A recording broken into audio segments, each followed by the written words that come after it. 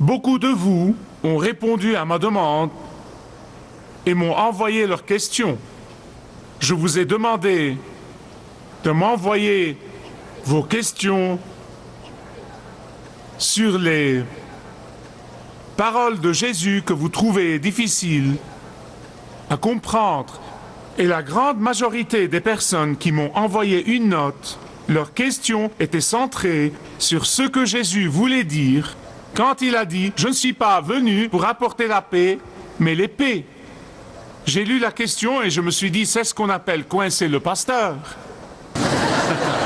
Mais je vais essayer d'y répondre aujourd'hui. Je vous prie d'ouvrir avec moi Matthieu chapitre 10, à partir du verset 34. Matthieu 10, 34. Normalement, nous commençons le message ou l'étude du passage après une introduction, mais il n'y a vraiment pas d'introduction pour un texte pareil. Il est très clair.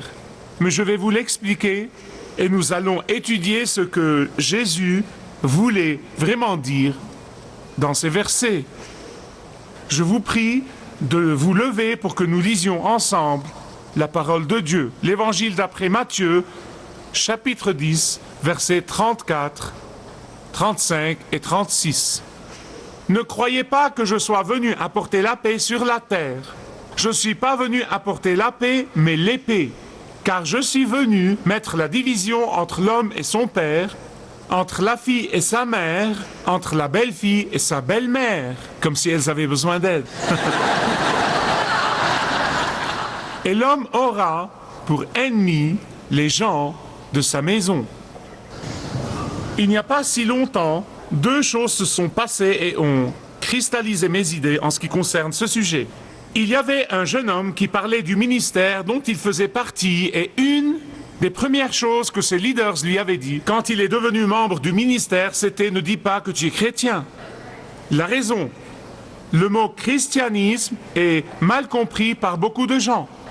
Parfois, le christianisme a une connotation négative pour beaucoup de gens.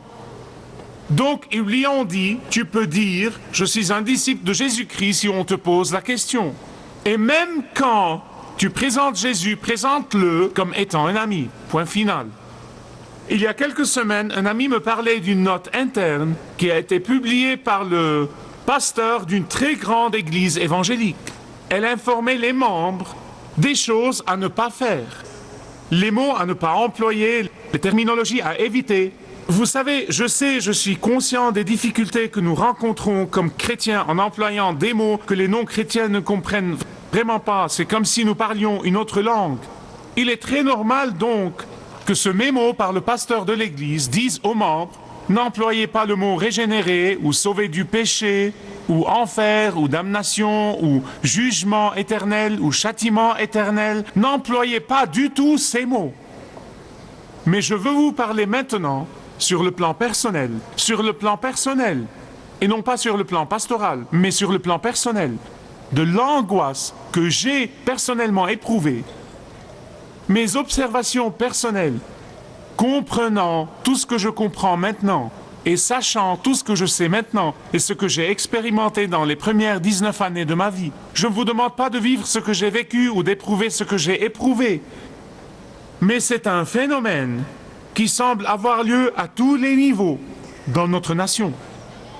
Je vous parle simplement de mon angoisse intérieure, de la condition dans laquelle nous nous retrouvons comme culture.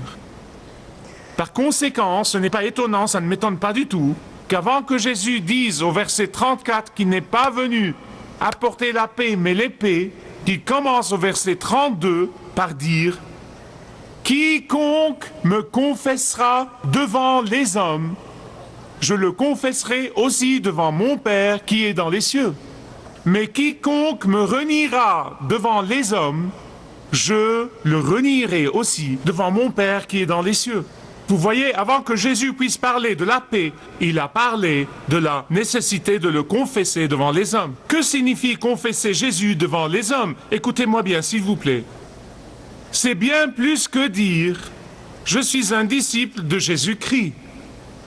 C'est bien plus que prétendre être un disciple de Jésus-Christ, surtout si c'est avantageux pour nos affaires et nos relations d'affaires. c'est bien plus que d'accepter et de reconnaître quelques vérités sur le christianisme et sur le Christ et de les adopter dans notre vie. C'est bien plus que ça. Confesser Jésus publiquement veut dire que ça ne m'embarrasse pas de confesser que Jésus-Christ est tout pour moi. Confesser Jésus-Christ publiquement veut dire qu'il est mon seul Seigneur et Sauveur, même au risque du ridicule, même au risque de la perte financière, et oui, même au risque des dommages physiques.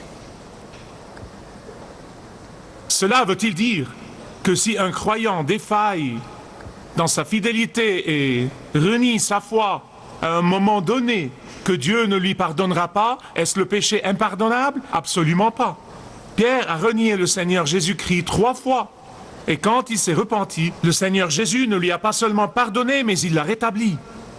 Timothée était un grand leader de l'Église.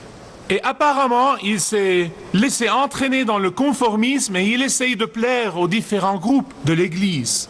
Et apparemment, il est devenu réticent à proclamer l'Évangile ouvertement et hardiment sous l'effet de la peur.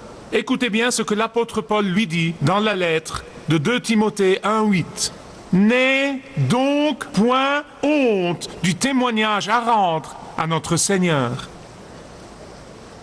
Mais bien aimés, je veux vous dire qu'il y a une différence énorme entre défaillir et être continuellement embarrassé au sujet du Seigneur Jésus.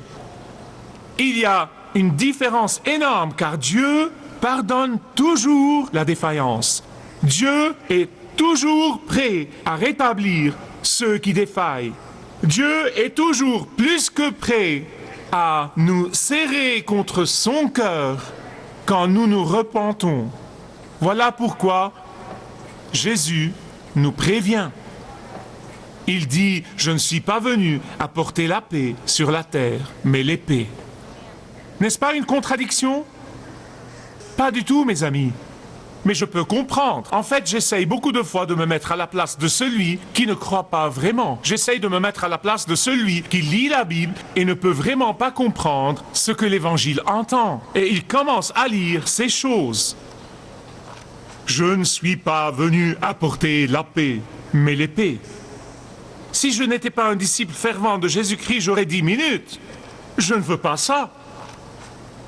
Pas vous? Non, mais vraiment. Non, mais si je ne reconnaissais pas que Jésus-Christ est le sauveur de mon âme et le Seigneur de ma vie, et si j'entends ces paroles dites par quelqu'un ou je les lis dans la Bible, je n'aurais pas voulu être chrétien. Non, mais mon attitude serait « Mon Dieu, ce monde est plein d'épées et moi je veux la paix. » J'aurais dit « Le monde est plein de haine et de fureur. Je veux la paix dans ma vie et dans ma famille. » Et franchement, vous savez, il y a tellement de gens qui sont épuisés, stressés et qui recherchent cette paix intérieure. Presque tous ceux que je connais veulent cette paix qui dépasse tout entendement.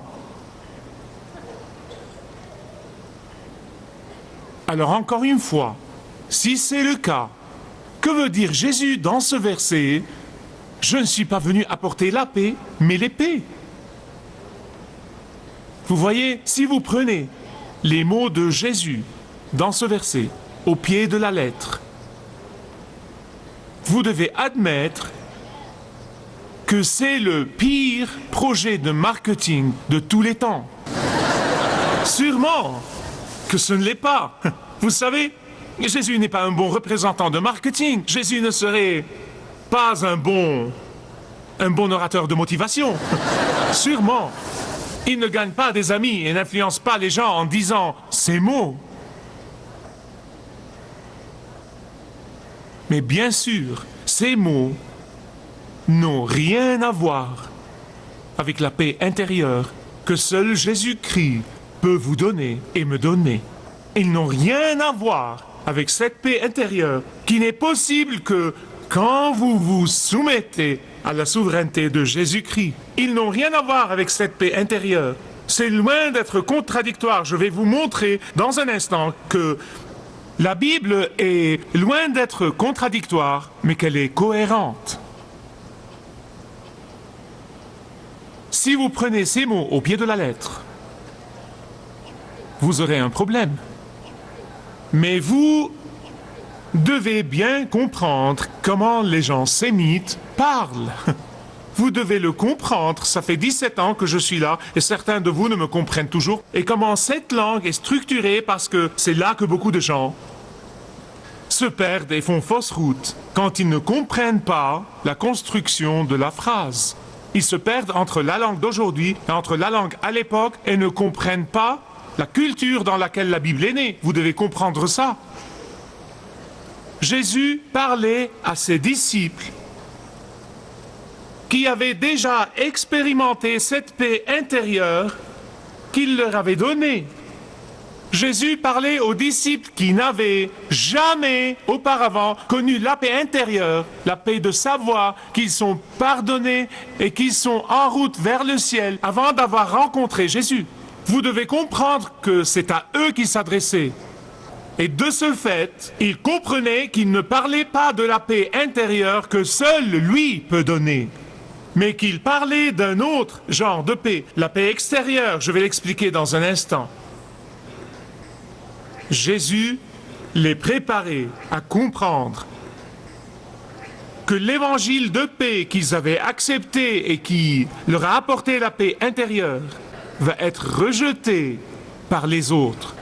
Jésus les préparait à comprendre que l'évangile de paix qui a réconcilié les pécheurs à un Dieu saint, émané seulement de Jésus-Christ, ils avaient compris que cette paix intérieure est la paix que Jésus donne. Et ils avaient compris que ce n'est pas de ça qu'il parlait. Ils avaient compris que cet évangile de paix qu'ils ont accepté et qu'ils ont reçu allait être rejeté par les autres.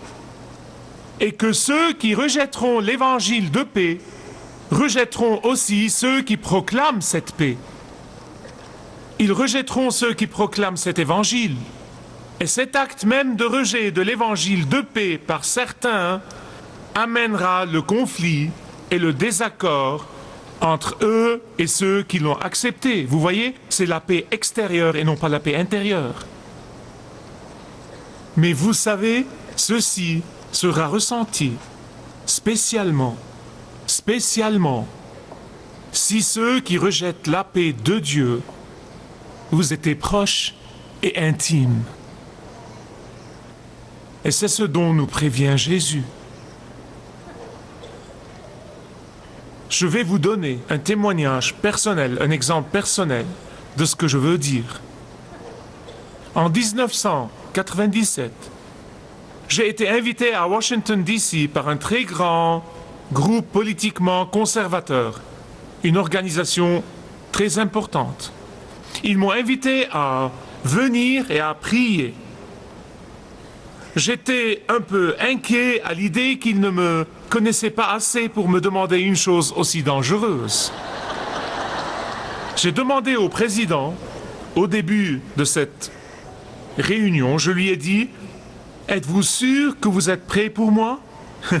Il a joyeusement dit « Oh oui, nous sommes prêts pour toi. » J'ai dit « D'accord. » Donc je me suis levé, j'ai prié et quand j'ai fini, j'ai dit très simplement « Je le prie au nom incomparable, puissant et glorieux de mon Seigneur Jésus-Christ. » Et le temps de dire « Amen ». Je pouvais littéralement ressentir l'effet négatif que ça a fait dans toute la salle. C'était incroyable et à moins d'avoir été dans une situation pareille, vous ne comprendrez pas ce que j'essaie de vous raconter. Finalement, j'ai regagné ma place à l'une des tables principales et il y avait un homme à côté de moi. Il était rouge de colère. Croyez-moi, non, mais littéralement. Il serrait fort sur ses dents. Et moi, j'essayais d'être aussi gentil et doucereux que possible.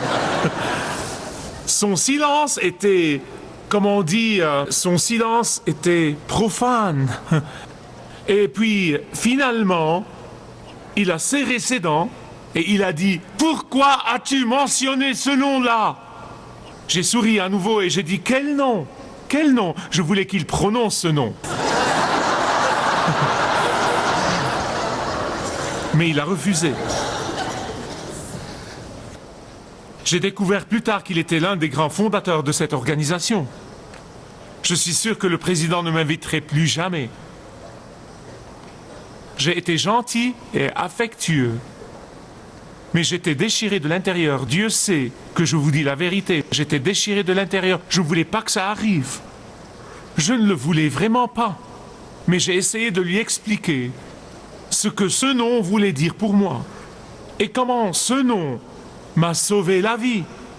Et comment ce nom est tout pour moi et que j'étais même prêt à mourir pour ce nom.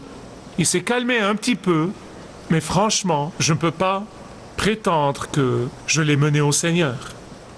Mais vous savez, ça m'a appris une leçon importante, réellement. Ça m'a appris, et le fait même de m'en souvenir aujourd'hui, prouve évidemment la marque indélébile qu'il a laissée dans mon esprit et dans mon cœur. Parce que ça m'a bouleversé. Et écoutez, je suis un être humain, je veux être apprécié comme tous les autres, je veux être accepté comme tous les autres, je veux être aimé comme tous les autres. Je ne suis pas fait de glace. Mais ça m'a vraiment bouleversé, ça m'a vraiment complètement perturbé l'esprit. Et de toute évidence, ça a mis le type en colère et je ne voulais vraiment pas que ça arrive. C'était la dernière chose que je voulais. Et ça m'a enlevé cette paix qui aurait pu exister. Cet incident m'a séparé de lui et vice-versa. Est-ce que je l'ai regretté? Jamais de la vie. Est-ce que j'aurais changé ce que j'ai dit? Absolument pas. Est-ce que je le ferai encore? Tout de suite. Mais nul ne peut nier le fait que ce genre de confrontation peut troubler notre paix et nous causer la perturbation. Et c'est exactement ce dont Jésus parlait. Laissez-moi amplifier la chose pour mieux l'expliquer. En fin de soirée, nous sommes partis chacun de son côté. Mais imaginez si cette personne m'était chère et intime. Imaginez un père ou une mère ou une sœur ou frère ou un fils ou une fille. Imaginez quelqu'un avec qui je vis jour après jour. Juste imaginez que je sois avec cette personne tous les jours. Imaginez que ce soit quelqu'un qui m'est cher et intime. Je ne peux qu'imaginer, parce que vraiment, je ne peux pas m'en faire une image exacte. Je ne peux pas m'imaginer vivant dans de telles circonstances. Je ne peux pas vivre dans un désaccord permanent, dans la colère et les querelles continuelles, dans un agacement perpétuel. Maintenant, Jésus m'a déjà donné la paix intérieure, il vous l'a déjà donnée. Si vous croyez en lui, il vous a donné la paix intérieure que personne ne peut vous enlever. Maintenant, quel que soit l'environnement dans lequel vous vivez, quelles que soient les circonstances dans lesquelles vous vivez, quelles que soient les relations que vous avez, personne ne peut vous enlever cette paix intérieure que Jésus vous a donnée. Personne ne peut vous l'enlever. Cependant, la paix extérieure a été perturbée. C'est le genre de séparation entre ceux qui en fait connaissent la paix de Dieu qui vient du Seigneur Jésus-Christ et ceux qui ont rejeté la paix de Dieu. C'est de cette paix que parle Jésus. C'est la signification de ce verset. Laissez-moi vous dire ce que l'apôtre Paul a dit dans 1 Corinthiens chapitre 7. Je ne veux pas que vous me compreniez mal, mais c'est une chose très profonde et pour être fidèle à la parole de Dieu, je dois vous l'indiquer. Dans 1 Corinthiens chapitre 7, l'apôtre Paul était appelé à prêcher aux païens qui venaient au Christ et qui n'avaient pas les écritures saintes juives, qui n'avaient pas les origines, qui n'avaient pas Abraham, qui n'avaient pas l'alliance. Ils étaient des nouveaux venus au royaume. Un membre de la famille devenait chrétien et l'autre non. Une femme devenait chrétienne et son mari non. Et voici ce que l'apôtre Paul leur dit. Il dit que si le mari non croyant, écoutez-moi bien, si le mari non croyant consent à vivre avec sa femme croyante, qu'il s'en réjouisse et reste marié. Si le mari non croyant dit « je ne peux pas vivre avec ça, je ne veux pas de ton Jésus », l'apôtre Paul dit « ne t'agrippe pas à lui, laisse-le partir ». C'est ce que l'apôtre Paul dit là. Vous savez pourquoi? Le verset 15 vous donne la réponse. verset 15 de 1 Corinthiens 7. Il dit « Pour la paix du croyant ». Pour la paix du croyant. Donc quand Jésus dit qu'il n'est pas venu apporter la paix, c'est la façon sémite, écoutez-moi bien s'il vous plaît, c'est la façon sémite de dire, c'est la façon sémite d'exprimer ce qui va vraiment nous arriver, ce que ceux qui vont rejeter la paix que donne le Seigneur Jésus vont nous faire. Ils vont nous causer une perte temporaire de notre paix extérieure, mais pas de notre paix intérieure. Ils vont nous causer une perte temporaire de notre joie extérieure, mais pas intérieure. Ils vont nous causer une perte temporaire de notre sérénité extérieure. Qu'est-ce que cela veut dire pour nous? Ceux de nous qui aiment le Seigneur et ceux qui se fient à lui et à lui seul pour leur salut, et non pas à lui plus leurs œuvres, mais à lui seul. Qu'est-ce que cela peut nous faire? Il y a des gens qui pensent que les croyants doivent se réunir en petits comités et ignorer tous ceux qui sont en dehors de l'Église. Ce n'est pas ça du tout. En fait, 1 Corinthiens à nouveau, Paul dit aux croyants de ne pas avoir des relations avec ceux qui se nomment frères, mais qui sont délibérément pécheurs, mais de ne pas arrêter les relations avec les non-croyants. Pourquoi? Parce que nous sommes la lumière, parce que Dieu va se servir de nous pour les amener à lui. Ce n'est pas parce que Jésus est l'épée qui divise, ce n'est pas parce que Jésus est l'épée qui tranche que nous devons nécessairement nous tenir loin du membre de notre famille qui est non-croyant, que nous devons nous éloigner de notre ami non-croyant, que nous devons nous éloigner du voisin ou du collègue non-croyant. Jamais de la vie. Jamais. Nous continuons à aimer, nous continuons à donner, nous continuons à secourir, nous continuons à servir, nous continuons à aider. Et je vais vous dire pourquoi. Le reste de l'histoire, comme dirait l'apôtre Paul, qui est le reste du passage de 1 Corinthiens 7. Paul précise la raison pour laquelle si un mari non-croyant veut rester, le mariage doit continuer. Il dit parce que le mari non-croyant est sanctifié par sa femme croyante. Qu'est-ce que cela veut dire? Cela veut dire que quand Dieu étend le bras et amène à lui un membre de la famille, cela veut dire dans le système de Dieu, dans le système du ciel, que Dieu a un plan pour toute la famille. Et ne le laissez pas tomber. Cela veut dire, en fait, je vais aller jusqu'au bout dans ce que je dis, puisque j'ai commencé. Si Dieu vous met sur le cœur de prier pour quelqu'un d'une façon ardente et d'une façon constante, c'est signe que Dieu a un plan pour cette personne particulière et votre prière fait partie du plan de Dieu pour cette personne. Donc, en toute humilité, nous aimons tout le monde, même ceux qui nous détestent et ceux qui nous critiquent et ceux qui nous rejettent. Nous continuons à les aimer et nous continuons à leur tendre la main. Le coût de la perturbation de notre paix extérieure est dérisoire par rapport à la grande joie de les voir venir au Christ. Ce n'est pas à comparer. Il se peut qu'il y ait quelqu'un là aujourd'hui. Vous avez été invité à venir avec un ami et vous savez que cet ami prie pour vous et qu'il vous aime et vous voyez cette paix intérieure de votre ami et vous vous dites si seulement je pouvais avoir cette paix.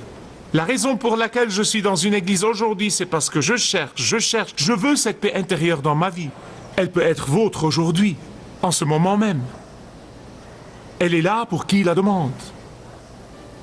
Dieu ne fait rien par hasard, y compris votre venue dans cet endroit.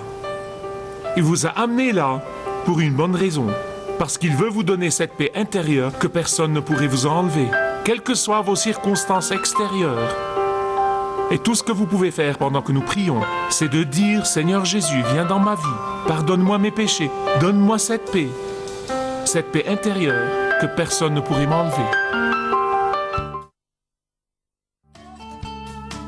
Si vous désirez connaître Dieu d'une manière personnelle, demandez le livret « Retrouvez la joie que vous avez toujours désirée » et vous pourrez découvrir l'amour de Dieu pour vous et apprendre comment expérimenter son pardon.